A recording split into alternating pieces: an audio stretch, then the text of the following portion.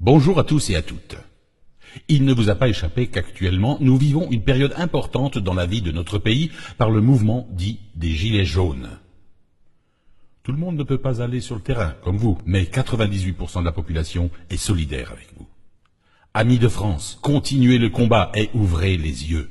Il y a des anomalies dont peu de personnes parlent. Je voudrais aujourd'hui attirer votre attention par des questions de base. Que font des snipers sur le toit des bâtiments surplombant les lieux de manifestation? Qui pointe-t-il avec leurs fusils à lunettes? Nous avons vu sur les images d'un second plan d'une diffusion sur BFM TV un type comme foudroyé qui s'écroule. Qui en a parlé? Personne. Que s'est-il passé? On n'en sait rien. Le gouvernement est déstabilisé car ils n'ont pas d'interlocuteur représentant des Gilets jaunes à qui parler. Réfléchissez. C'est très bien comme ça. S'ils veulent s'exprimer, ils n'ont qu'à le faire par voie de presse ou par la télé. Ce sera moins facile d'entuber des millions de personnes que quelques individus qui risqueront de perdre leurs moyens et dont les propos seront sans doute transformés, interprétés ou manipulés. La force de ce mouvement, c'est que c'est le peuple qui se révolte. Ce mouvement n'appartient à aucune organisation qui défend des intérêts personnels. En 1789, lors de la Révolution française, et en mai 68, croyez-vous que les citoyens ont demandé des autorisations pour manifester? A-t-on déjà vu une révolution aboutir sans qu'il n'y ait eu de violence? Jamais.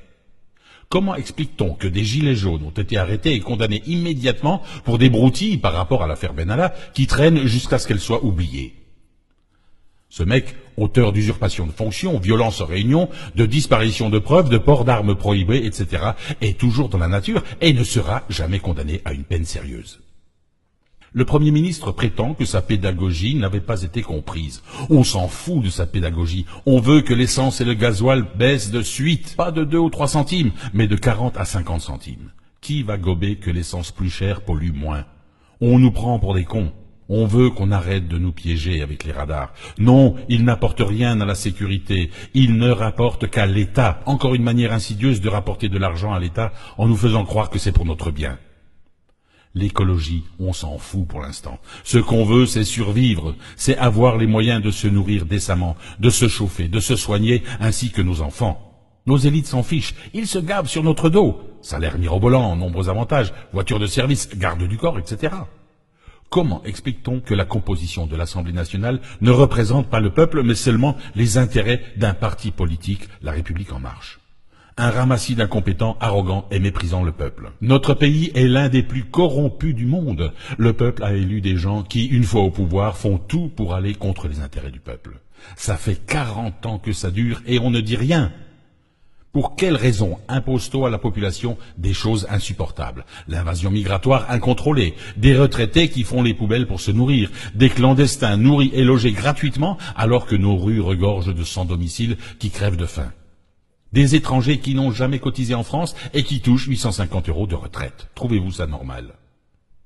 La fête honteuse du 14 juillet à l'Élysée autour de Macron avec des travestis, l'affaire Benalla, Macron en train de tripoter des braqueurs noirs dénudés qui font un doigt d'honneur à la France. Tout cela est fait exprès pour nous pousser à bout. Personne ne nous fera croire que Macron est bête à ce point-là. Tout cela est fait exprès. Et puis, il y a les services de police. Ce sont des gens qui souffrent autant que nous, mais qu'on oblige à protéger nos tortionnaires. Ils font leur boulot, mais sans conviction. Ils ont tous des familles qui ont des gilets jaunes ou qui sont solidaires. Vous voyez, chers amis français, votre révolte est saine. Et même si vous prenez quelques coups de matraque ou même que vous soyez condamnés, vous serez les héros de demain. Vous serez ceux qui ont eu le courage de se dresser contre la corruption et qui luttent pour que le peuple puisse vivre décemment. Amis, je ne suis rien. Je ne suis personne. Je suis la voix du peuple qui gronde. Diffusez, partagez ce message pour que tous vous posiez les bonnes questions. De votre action dépendra le bonheur de vos enfants et petits-enfants. Défendez leur avenir. Mettez les gilets jaunes ou prenez les bonnes décisions, celles du peuple. Tous les politiques qui travaillent contre les intérêts de ceux qui les ont élus doivent être virés. Dehors les profiteurs, dehors les vampires du peuple.